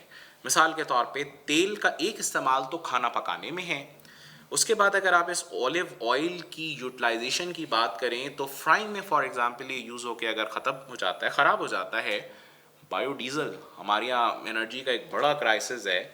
بایو ڈیزل اس کا ایک بڑا اچھا آپشن ہے. دنیا میں اس کو یہی کیا جاتا ہے. ہمارے یہاں تو یہ ہوتا ہے کہ جی ریسٹورنٹ سے نکلا ہوا آئل اتھارٹیز پکڑتی نہیں ہے, وہ دوسرے چھوٹے والے ڈھابوں میں ٹھیلوں کے اوپر فرائنگ کے لیے یوز ہو رہا ہوتا ہے, وہ ہم خوشی سے لے کے استعمال کر لیتے ہیں جی, کیونکہ وہ سستا پڑتا ہے. حالانکہ اس آئل کا دنیا بھر میں ریکوائرمنٹ یہ ہے کہ جی وہ دوبارہ کھانے کے لیے یوز نہیں ہونا. اس کے آپ کوئی بھی چیز بنا لیں, آپ اس کی بایو ڈیزل بنا لیں. عمومی طور پہ بایو ڈیزل بڑا اچھا ایک سورس بن جاتا ہے کیونکہ وہ آگ لگانے کے اور انرجی جنریٹ کرنے کا بڑا اچھا کام کر سکتا ہے. کھل اس کا جو ہے استعمال ہوتا ہے. اس کا جو نان ایڈیبل پارٹ ہے کھل, وہ بھی بہت اچھا چلانے کے کام آ سکتا ہے تیل نکلنے کے بعد. اچھا, پرابلم پتہ ہے ابھی بھی کیا ہے؟ آئل نکل رہا ہے. جیسے ڈاکٹر صاحب نے ابھی فرمایا کہ ہم اب بہت ساری جگہوں پہ گئے, ملاقاتیں کی, سلسلہ یہ بنا ہوا ہے کہ جو مشین اس وقت اویلیبل ہے وہ ایکسٹرا ورجن آئل نکالنے کے بعد جو کھل پومس جس کو ہم کہتے ہیں وہ دے دیتی ہے. پومس جو ہے ایک ایسا پروڈکٹ ہے, فار ایگزامپل اگر آپ نے 16% 18% تیل نکال لیا تو عموماً پومس میں 8% تک آئل باقی رہتا ہے, اور اس کی کاسٹ اس سے تھوڑی سی کم ہوتی ہے کیونکہ ہوتا یہ ہے کہ جو ایکسٹرا ورجن آئل ہوتا ہے اس میں فینولکس اور فلیونوائڈس انیشیل پریسنگ کے اندر بہت اچھے نکلتے ہیں, تو اس کی ویلیو ایڈیشن ظاہر سی بات ہے کہ جو چیز بنے گی اس کی امپیکٹ بڑے اچھے ہوں گے ہیلتھ کے اوپر. سیکنڈ تھرڈ ایسا نہیں ہوتا کہ نقصان دہ چیز ہو گئی, بس وہ والی افادیت, نیوٹراسیوٹیکل والی افادیت تھوڑی کم ہوتی جاتی ہے, تو پومس میں وہ چیز تھوڑی سی کم ہو جاتی ہے. تو عموماً اس آئل کو جو ہے وہ لوگ کہتے ہیں جی یہ مالش کا تیل ہے, حالانکہ ایسی کوئی چیز نہیں ہے. جی یہ بھی آپ ایک کو myth ہے بالکل, کہ پومس جو ہے نا اس سے آپ کھانا نہ پکائیں. حالانکہ ایسا کچھ نہیں ہے. کمپوزیشن ایگزیکٹلی وہی ہے جو ایکسٹرا ورجن کی ہے, بس اس میں تھوڑے سے ان اینٹی آکسیڈنٹس کی کمی ہو گئی جو شروع میں آ گئے. ایکسٹرا ورجن میں بہت زیادہ ہوتے ہیں, ورجن میں تھوڑے کم ہوتے ہیں, پومس میں اور کم ہو جاتے ہیں.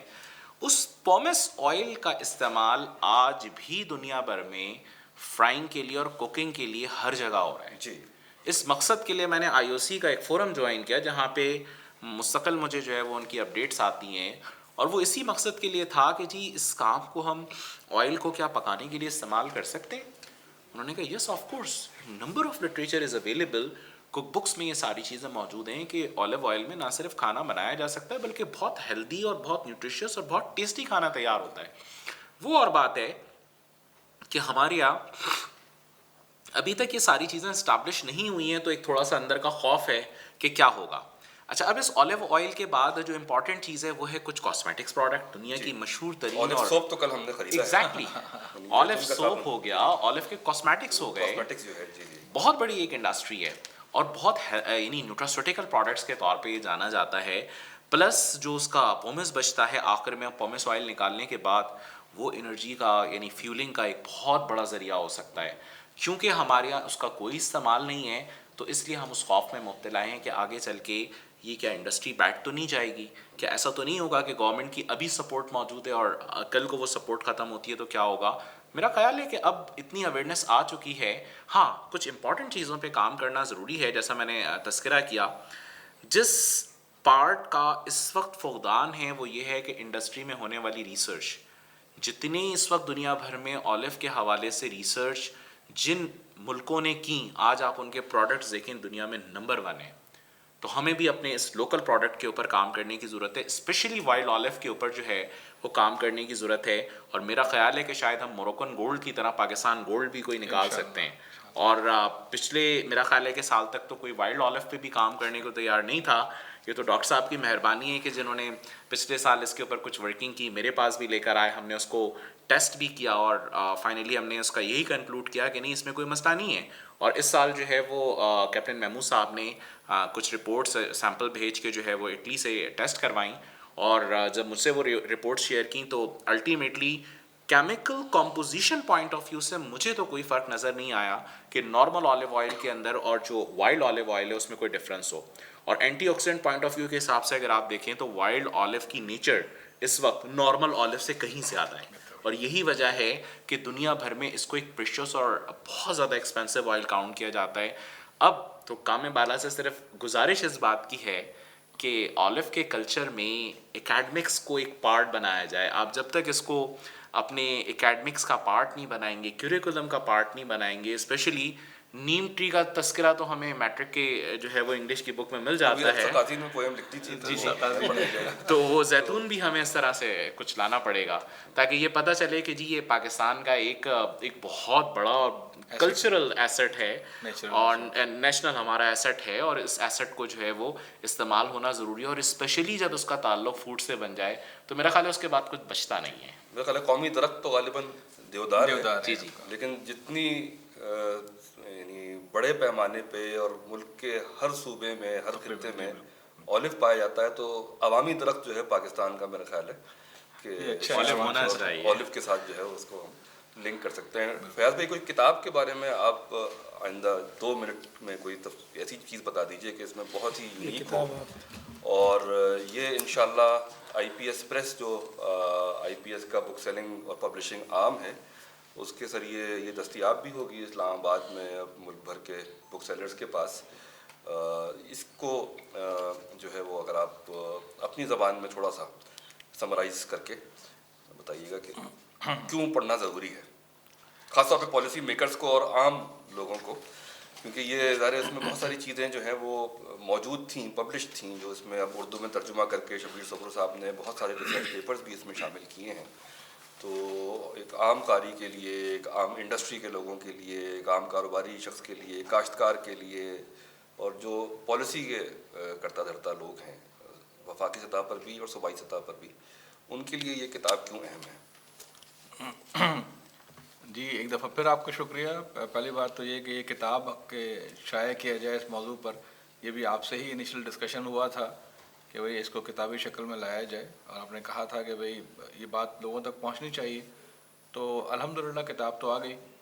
دیکھیے ایک پاکستان میں کیونکہ بہت سارے علاقوں میں، پنجاب میں، بلوچستان میں، KPK میں، کشمیر میں اور سندھ کے بعض علاقوں میں کیونکہ اولیو کی کاشت ہو رہی ہے، بہت عرصے سے ہو رہی ہے، لیکن بہت چھوٹے لیول پہ ہو رہی تھی. اور ہماری یہ خواہش ہے، بلکہ گورنمنٹ آف پاکستان کی بھی خواہش ہے کہ اس میں جو رقبہ ہے اس کو بڑھایا جائے. تو اس کو بڑھانے کے لیے پہلی بات تو ہے لوگوں میں اعتماد پیدا ہو کہ ہاں جی اولیو کی کاشت ہو سکتی ہے. کیونکہ عام آدمی کو ابھی بھی نہیں پتہ کہ پاکستان میں اولیو کی کلٹیویشن کن علاقوں میں ہو سکتی ہے اور کیسے ہو سکتی ہے. تو اس پر تو ہمارے ریسرچ کے جو ادارے ہیں انہوں نے کام کیا ہوا ہے. یعنی اگر کوئی آدمی اپنی زمین پہ اولیو لگانا چاہتا ہے تو اس کو جو جانا پڑے گا ریسرچ کے اداروں میں، اور یہ جو مختلف ریسرچ کے ادارے ہر ضلع میں موجود ہیں، وہاں جا کے کوئی بھی آدمی معلومات لینا چاہے تو نہ صرف معلومات بلکہ پودوں کا حصول اور دیگر سہولیات جو حکومتیں فراہم کر رہی ہیں وہ اس کو معلوم ہو جائے گا. لیکن وہ جو اعتماد ہے کہ پاکستان میں اولیو ہو سکتا ہے، بلکہ ہو رہا ہے. یعنی 1866 سے 157 سالوں سے پاکستان کے مختلف علاقوں میں اولیو کے کامیاب تجربات ہوتے رہے. انفارچونیٹلی ہمارا جو میڈیا ہے اس کا انٹرسٹ نہیں ہے، ہمارے جو شہری لوگ ہوتے ہیں عام طور پہ پالیسی میکرز یا بیوروکریٹس، ان کا انٹرسٹ نہیں ہے. تو اس وجہ سے یہ بات لوگوں تک پہنچ نہیں سکی. یہ کتاب پڑھ کر لوگوں میں ایک اعتماد آئے گا. جب انہیں یہ معلوم ہوگا کہ پاکستان میں تو 150 سال سے اولیو ہو رہا ہے تو یقینی طور پر ان کا اعتماد تو فوراً قائم ہو جائے گا کہ ہاں جی ہو سکتا ہے، جب ہو رہا ہے تو ہو سکتا ہے. اور اس کے علاوہ جن لوگوں نے اس میں ایفرٹس کیے ہیں، ایک بہت بڑا مسئلہ اصل میں پاکستان میں یہ ہے کہ کوئی حکومت پچھلی حکومت کے کسی کام کا کریڈٹ اس کو اون نہیں کرتی ہے. ہر حکومت اپنے آپ سے شروع کرتی ہے کہ ہم نے یہ کر دیا، اچھا بھائی آپ سے پہلے کیا ہوا. اس چیز کو کہیں نہ کہیں رپورٹ کیا جاتا ہے ریسرچ جرنلز میں. ریسرچ جرنلز عام آدمی پڑھتا نہیں ہے. تو ہمارے ہاں بہت سارا قیمتی کام محض اس وجہ سے عوام تک نہیں پہنچ پاتا کہ وہ کتابوں کی شکل میں، اچھا میڈیا کو کوئی انٹرسٹ نہیں ہے. انفارچونیٹ ہے، بہت ہی کہتے ہوئے برا لگتا ہے کہ ہمارے ہاں میڈیا کا، خاص طور پر الیکٹرانک میڈیا کا سارا فوکس ہے پالیٹکس کے اوپر. ان پولیٹیکل بحثیں ہوتی ہیں، آپ کبھی نہیں دیکھیں گے کہ وہ اس کے اوپر بات کر رہا ہو. جبکہ ایگریکلچر پاکستان کی معیشت کی بیک بون ہے. آپ کا 24% GDP میں اس کا رول ہے. آپ جانتے ہی ہیں، اس پہ کہنے کی ضرورت تو نہیں ہے. یہ کتاب پڑھ کر خاص طور پر جو ایگریکلچر کے اسٹوڈنٹس ہیں، جو ٹیچرز ہیں، جو ریسرچ کے ادارے ہیں، جو آئل کمپنیز کے لوگ ہیں، اور ایک عام نوجوان جس کو یہ شوق ہے کہ وہ پاکستان کے اندر رہتے ہوئے کو روزگار کا سلسلہ کرے، تو انشاءاللہ اس کا بالکل ویژن کلیئر ہو جائے گا.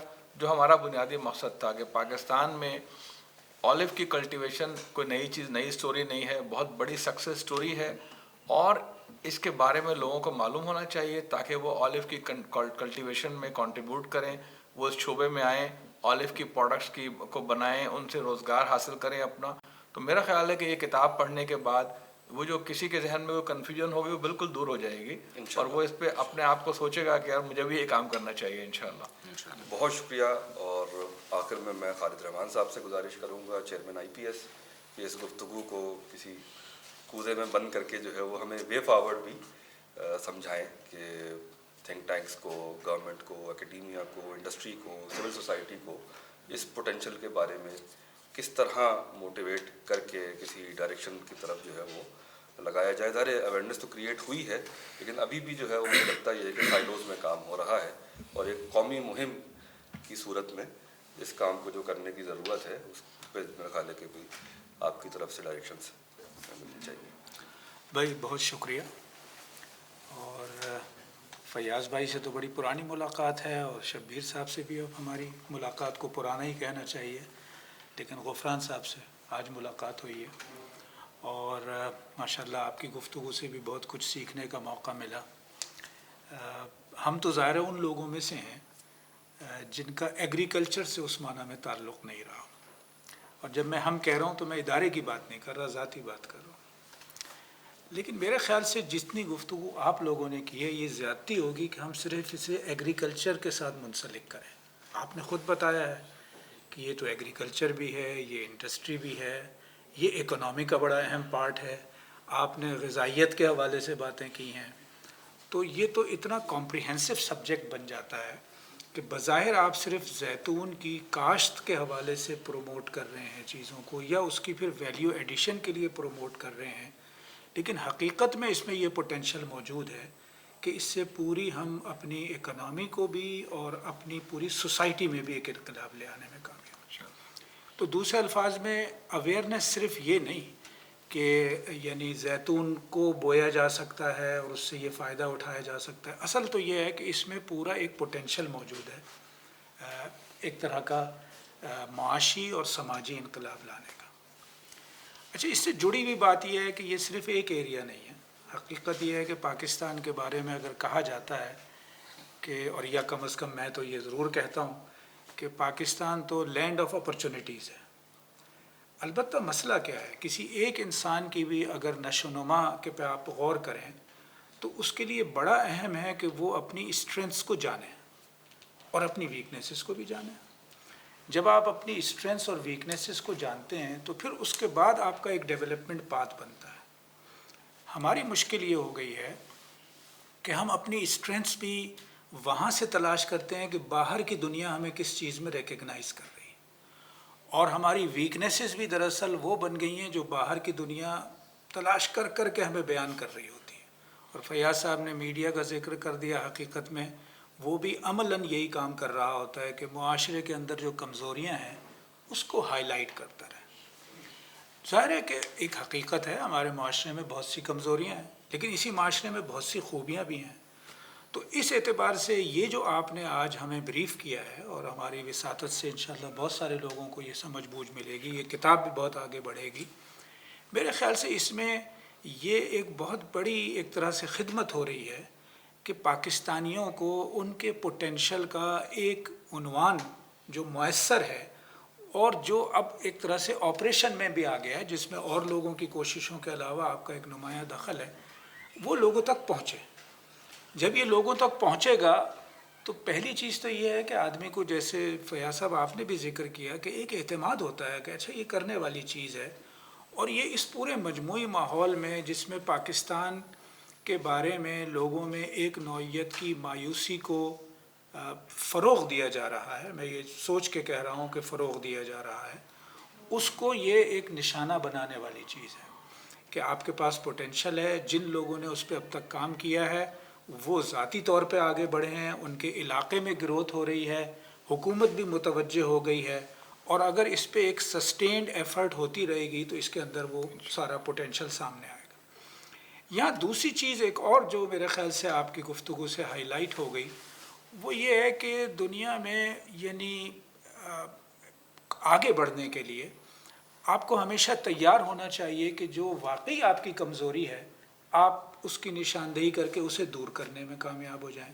میرا خیال ہے آج کی گفتگو میں یہ ایٹنگ ہیبٹس کا جو ذکر ہوا ہے کہ جو ہماری ایٹنگ ہیبٹس ہیں، اور حقیقت میں وہ ایک نوعیت کا دوسری ایک اور بڑی بیماری کی جانب بھی متوجہ کرتے ہیں کہ اگر لوگ اسٹیٹس کانشیس ہوں، چونکہ وہ جو نافل نے قورمے کا لفظ استعمال کیا، تو قورمے میں اگر تیل نہیں ہے تو یہ لگتا ہے کہ جیسے آپ افورڈ نہیں کر سکتے تھے زیادہ مرغن کھانا. تو یہ بہت ساری چیزوں کے ساتھ جڑ جاتا ہے. اس اعتبار سے جب ہم کہتے ہیں کہ آگہی ہونی چاہیے، تو آگہی کو بہت ہی ایک جامع اسکیم میں ہمیں لے کر آنا چاہیے، اور ان سارے ایشوز کو کہ جو ہماری اسٹرینتھس ہیں اس سے بھی آگہی ہو، اور اس کی جو ویکنیسز ہیں ہمارے معاشرے کی، ہمارے افراد کی، اس سے بھی آگہی ہو، اور ہم ایک پیکج میں ان چیزوں کو لے کے چل رہے ہوں. اس اعتبار سے یہ بڑی اہم بات ہے کہ میڈیا کا ذکر ہو گیا. میرے خیال سے جو ہمارے اپنے ایک طرح سے کمیونٹی انسٹیٹیوشنز ہیں ہمارے ملک میں موجود ہیں، جس میں سب سے اہم انسٹیٹیوشن جو ہے وہ مسجد ہے. کہ آپ چاہیں یا نہ چاہیں، سوسائٹی کی ایک بہت بڑی تعداد مسجد سے رجوع کرتی ہے، اور خود علماء کے پاس، اور علماء کے لیے تو اس میں سمجھتا ہوں یہ بھی انسینٹو ہونا چاہیے اس بات کو آگے بڑھانے کے لیے کہ زیتون کا ذکر ہمیں خود قرآن مجید میں مل جاتا ہے. تو اس اعتبار سے اگر وہ اس کی روشنی میں بھی لوگوں کو موٹیویٹ کریں، اور ان کی ہماری طرف سے ایک ایسی ایجوکیشن ہو، ہم انہیں سمجھانے میں کامیاب ہو جائیں کہ یہ آپ کا کردار ہے جو ایسی چیزوں میں ہونا چاہیے. تو تعلیم میں تو آپ نے ذکر کیا، اور تعلیم کے بھی کئی لیولز ہیں. اگر ہم شروع کریں اور خود یہ جو سکسیس اسٹوریز ہیں نا، ان سکسیس اسٹوریز کو کیسے تعلیم کا حصہ بنایا جائے. مثلاً ابھی جو آپ نے تھرپارکر کی مثال دی، اس میں ہم اپنے دوستوں سے بات کریں گے. ظاہر ہے IPS کا یہ رول ہے کہ اس وقت بچوں کے لکھنے والے ہمارے رابطے میں ہیں، انہوں نے خود اپنے فورمز بنائے ہوئے ہیں. ہم ان کو متوجہ کریں کہ آپ بچوں کے لیے اسٹوری لکھیں، وہ حقیقی واقعات جو آپ نے اس میدان میں ایک طرح سے کیے بھی ہیں اور آپ کی وساطت سے ہوئے ہیں اور آپ کے مشاہدے میں. اس میں میرا خیال ہے جو آپ یہاں IPS میں بیٹھے ہیں، آپ توقعات کا اظہار بھی کرتے ہیں، ہمیں حقیقت میں اپنے پورے پالیسی میکنگ کے پروسیس کو بھی اس میں سمجھنے کی بھی ضرورت ہے، اور ہم کیسے اسے ہٹ کر سکتے ہیں وہ ظاہر سمجھ میں آ جائے تو اس کے مختلف طریقے ہو سکتے ہیں. دیکھیں نا، ہمیں تسلیم کرنا پڑتا ہے کہ اس وقت ہم ایک ایسے ماحول میں رہ رہے ہیں جس میں دنیا کو یعنی گورن کرنے کے لیے بہت سارے ادارے بنے ہوئے ہیں، بہت سارے فنڈز اویلیبل ہیں مختلف اداروں کے پاس، اور آپ ان کی نیت پہ چاہے شبہ نہ کریں، لیکن ان کا اپنا سوچنے کا ایک پیراڈائم ہے، اور وہ اس کے اندر اپنی سپرمیسی کو سسٹین کرنا چاہتے ہیں. ہماری جو ساتھ غلط ہو گیا ہے وہ یہ کہ ہمارے یہاں پالیسی میکنگ میں جو بھی سرکلز ہیں، ان کی ایک تعداد تو بہت ہی ذاتی مفادات سے موٹیویٹ ہوتی ہے. اس لیے اگر ان میں سے کسی کو زیتون میں کوئی فائدہ نظر آ جائے گا تو شاید وہ موٹیویٹ ہو جائیں گے، ورنہ ان کی موٹیویشن اس میں نہیں ہوگی. یہ بڑا مسئلہ ہے. دوسرا یہ ہے کہ ذاتی نہیں تو یہ بین الاقوامی ادارے، باہر کی حکومتیں جن کے ساتھ ہمارا جو انٹریکشن ہے وہ بہت ہی ایک طرح سے سمجھیے کہ یعنی ان کی ڈومینیشن ہے اور ہم قبول کرنے کے لیے تیار بیٹھے ہیں. تو یہ ظاہر ہے کہ کچھ پالیسیز اس لیے بن رہی ہوتی ہیں، اور اگر ہمیں اس کو توڑنا ہے تو ہمیں دراصل ایک پورا انڈیجنس فریم ورک میں سوچنے کے قابل ہونا چاہیے. وہ انڈیجنس فریم ورک بھی، جیسا کہ غفران صاحب آپ بتا رہے تھے کہ ریسرچرز جو ہیں ان کی بھی توجہ اس طرف نہیں ہوتی، اور آپ نے خود نشاندہی کر دی، وہ بہت ٹھیک نشاندہی ہے کہ یعنی ہماری ساری جو ریسرچرز کی کوشش ہوتی ہے وہ اپنے لیے اپنے ذاتی کیریئر کو سامنے رکھ کے لکھنا، اور ایک امپیکٹ فیکٹر کی ایک طرح سے سرٹیفیکیشن مل جائے تو وہ سمجھتے ہیں کہ ہمارا کام پورا ہو گیا. تو لیکن انڈیجنس مائنڈ سے ہم سوچ نہیں رہے ہوتے. ہم نے یہاں IPS میں ایک بہت اہم پروگرام شروع کیا ہوا ہے، برین اسٹارمنگ ریسرچ آئیڈیاز، اور وہ بنیادی طور پہ یہی ہے کہ ہم انڈیجنس مائنڈ کے ساتھ اپنی ریسرچ کو انیشیٹ کریں. ہم یونیورسٹیز کے ساتھ بھی کرتے ہیں، اور میرا خیال ہے یہ آج جو موضوع ہم نے زیر بحث لائے ہیں اس میں ہم کافی موٹیویٹ لوگوں کو کر سکتے ہیں کہ اسے کیسے کیا جائے. تو اس کے اندر یہ تسلیم کرنا پڑے گا، اور یہ ایک ہمیں لارجر ایشو کی جانب لے جاتا ہے کہ یہ جو گلوبلائزیشن کے باعث سکڑی ہوئی دنیا ہے، اس میں اگر ریسرچ کی ترجیحات بھی اور ریسرچ کا ایجنڈا بھی باہر سے آ رہا ہوگا تو ہمارا جو انٹلیکچوئل ہے، ہمارا جو ٹیلنٹ ہے اس میدان میں، وہ دراصل وہ کر رہا ہوگا جو باہر کی دنیا چاہتی ہے. اور باہر کی دنیا کے بارے میں ہمیں یہ سمجھ لینا چاہیے کہ یعنی فنڈنگ بھی آتی ہے ریسرچ کے لیے. ہمارا سوشل سیکٹر کا آپ نے ذکر کیا، سوشل سیکٹر کا ایک بڑا حصہ اس کاموں پہ لگا ہوا ہے جس کے لیے کسی باہر کی دنیا سے فنڈنگ آ رہی ہے. تو اگر ہم گلوبل ڈائنامکس کو ذہن میں رکھیں، آج کی دنیا میں ہونے والی جنگوں کو ذہن میں رکھیں، تو ہمیں یہ بھول جانا چاہیے کہ باہر سے ہمیں اس کے لیے کوئی مدد مل رہی ہے. یہ ایک انڈیجنس انیشیٹو ہوگا. اس اعتبار سے سوشل سیکٹر کو، وہ جو آگہی کی بات ہم نے بار بار کی، اس سوشل سیکٹر کو ہمیں، جو انڈیجنس سوشل سیکٹر ہے اس کو ہمیں آگاہ کرنا پڑے گا. اور دیکھیے انڈیجنس سوشل سیکٹر کے پاس بھی جب اسے کوئی بات سمجھ میں آ جاتی ہے تو پاکستان میں اس کی بے شمار مثالیں موجود ہیں. اخوت کا ہم نے یہاں ابھی ذکر کیا کچھ دیر پہلے.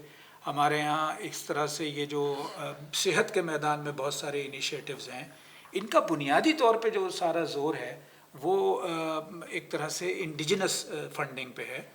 اور اگر یہ والی بات بھی ہم لوگوں کو سمجھانے میں کامیاب ہو جائیں گے تو یہ سوشل سیکٹر اس میں بھی بڑے بڑے کام کر سکتا ہے. خاص طور پہ جب یہ یعنی ایک طرح سے مائکرو کریڈٹ، اور مائکرو سے لے کے آپ ایک زیادہ بڑے لیول پہ بھی کریڈٹ کا ایک طرح سے انتظام کر سکتے ہیں. تو یہ مسلم NGOs جو ہیں یا اسلامک اورینٹڈ NGOs جو ہیں، ان کو اسلامک فریم ورک میں اگر یہ چیز سمجھائی جائے اور وہ بیک وقت آگہی، ٹریننگ اور اس کے ساتھ ساتھ پروجیکٹ ڈیزائن کیا ہوا. اچھا، مجھے تو لگتا ہے کہ یعنی مائکرو لیول پہ تو ایک انڈیویجول بھی یہ کام کر سکتا ہے، انسٹیٹیوشنل لیول پہ آرگنائزیشنز یہ کام کر سکتی ہیں، اور خود بزنس سیکٹر کو بھی بہت زیادہ سمجھانے کی ضرورت ہے، بزنس انڈسٹری ان سب کو سمجھانے کی ضرورت ہے. اور کوئی ایسا میرے خیال سے ہم بھی سوچیں گے اور آگے بڑھیں گے کہ ایسے پروجیکٹس ڈیزائن کر لیے جائیں، آلریڈی ڈیزائنڈ ہیں، مزید ڈیزائن کیے جائیں، کہ جس کے نتیجے میں یعنی جہاں جس چیز کی کمی ہے، مثلا اگر کسی کو سمجھ میں بات آ گئی ہے لیکن اسے some sort of a financial support چاہیے تو اسے فائنینشیل سپورٹ مل سکے. اور جہاں ایسے ادارے ہیں کہ جن کے پاس فائنانسز اویلیبل ہیں اور ان کو پروجیکٹس نہیں مل رہے، تو مثلا میں آج کل پاکستان میں بینکوں کے پاس بڑے فنڈز موجود ہیں اور ان کو یہ تلاش ہوتی ہے کہ کیا پروجیکٹس ہو سکتے ہیں. تو میرا خیال ہے یہ ملٹی ڈائمینشنل موضوع بھی ہے اور ملٹی ڈائمینشنل ہمارے پاس اس میں آئیڈیاز بھی ہیں. آپ نے بہت اچھا کیا، یعنی ظاہر ہے آپ نوفل مل کے اس کو سوچتے رہے ہیں، باقی دوست بھی جمع ہو گئے ہیں، کتاب بھی آ گئی ہے. آئی پی ایس نے ماضی میں ایگریکلچر پہ کام کیا ہے، اور آپ نے ظفر الطاف صاحب کا ذکر کیا، کتاب میں بھی ان کا ذکر ہے، میں نے دیکھا. تو ظفر الطاف صاحب بھی آئی پی ایس میں بھی آئے ہیں، اس کے علاوہ بھی ایگریکلچر کے لوگ آئے ہیں. خود یہ جو ایگریکلچر ریسرچرز پاس forum, Pakistan agricultural scientist forum ہے، ان کے ساتھ ہمارے اچھے ریلیشنز ہیں. لیکن یہ بات درست ہے کہ ہم نے اس نوعیت کے پوٹینشیل پہ کوئی بڑا کام اس دوران میں نہیں کیا، لیکن آپ نے جو کام کیا ہم سمجھتے ہیں وہ ہمارا ہی کام ہے، اور یہاں سے انشاءاللہ جیسے جیسے آگے بڑھ رہے ہوں گے ہم کریں گے. آئی پی ایس کا تو کام ہی یہ ہے، اور لیکن اگرچہ یعنی یہ کام ہونے کے باوجود پاکستان ہو یا کوئی بھی ملک، پالیسی کا دائرہ تو بہت وسیع ہے. مجھے لگتا ہے کہ آج کی اس نشست سے یہ بات واضح ہو گئی ہے کہ یہ بظاہر ایک موضوع ہے لیکن اس کا پوٹینشیل بہت زیادہ ہے، اور ملٹی ایک طرح سے پرونگڈ ہمیں ایک اسٹریٹجی بنا کے اس پہ چلنا چاہیے، اور انشاءاللہ جو یہ پوٹینشیل ہے یہ ضرور آگے بڑھے گا. تو بہت بہت شکریہ جناب. میرا خیال سے بہت شکریہ. اور آپ نے گفتگو کی، اس میں آپ نے ذکر کیا کہ ظاہر قرآن میں اس طرح زیتون کے بارے میں آیا ہے، انجیر کے بارے میں آیا ہے، تو یہ تو ایک بہت ہی مذہبی موٹیویشن کا بھی موضوع ہے کہ زیتون کی پروموشن کو اس سے لنک کیا جائے. اور علماء اور خطیب حضرات جو ہیں وہ ممبر سے اس کے اوپر جو ہے وہ بہت اہم کردار ادا کر سکتے ہیں. اس کے علاوہ کل ہم ذکر کر رہے تھے کہ جیسے میرا خیال تھا کہ مدارس کو اگر موٹیویٹ کیا جائے تو یہ جو 8 کروڑ سے زیادہ درخت ہیں، اس میں چلیں آدھوں میں بھی اگر پھل آتا ہو، اگر 2 کروڑ کے اندر بھی پھل آتا ہو ان کے 1/4 میں، تو یہ قدرت کی طرف سے بہت بڑا انڈاؤمنٹ ہے پاکستان کے لیے. اور کیونکہ یہ جنگلات میں ہوتے ہیں، جو ذاتی زمینیں ہیں، جو اب تو سلسلہ شروع ہوا ہے زیتون کی فارمنگ کا، تو لیکن یہ کہ پورے پاکستان بھر میں جہاں جہاں یہ درخت ہیں وہ کسی کی ذاتی ملکیت نہیں ہے، زیادہ جنگلات میں ہیں، سڑکوں کے کنارے ہیں، قبرستانوں میں ہیں. تو اگر مدارس کے ہی لوگ جو ہے وہ اپنے انڈاؤمنٹ کے لیے لوکل کمیونٹیز کے ساتھ مل کے اس کو جمع کرنے کا کام شروع کر دیں سیزن میں، تو ان کے لیے بہت بڑی فنڈنگ سورس جو ہے وہ بن سکتی ہے لوکل کمیونٹی کے ساتھ. آپ نے اچھا یاد دلایا، خود آئی پی ایس کا بڑا ایکٹیو پروگرام مدارس کے حوالے سے رہا ہے اور اس وقت بھی ہے. تو ہم جیسے خصوصی پروگرام کر سکتے جس طرح طول و عرض میں یہ درخت پھیلے ہوئے ہیں، اس طرح طول و عرض میں مدارس ہیں. تو یہ بنیادی طور پہ تو یعنی مذہبی کمیونٹی کا کام بنتا ہے کہ اس کو جو ہے وہ اون کرے اور اس پہ کام کرے انشاءاللہ. اور میرا خیال ہے کہ اس گفتگو کو ہم کسی تحریری شکل میں بھی جو ہے وہ مرتب کریں گے. بہت اچھی گفتگو ہوئی. شبیر سومرو صاحب بہت شکریہ آپ کا، آپ ایک دفعہ پھر آئی پی ایس کے پلیٹ فارم سے شریک ہوئے ہیں اس گفتگو میں. ڈاکٹر فیاض عالم صاحب، ڈاکٹر غفران اور خالد رحمان صاحب کا بہت شکریہ کہ اس گفتگو کو منطقی انجام تک پہنچایا اور آگے کی ڈائریکشن بھی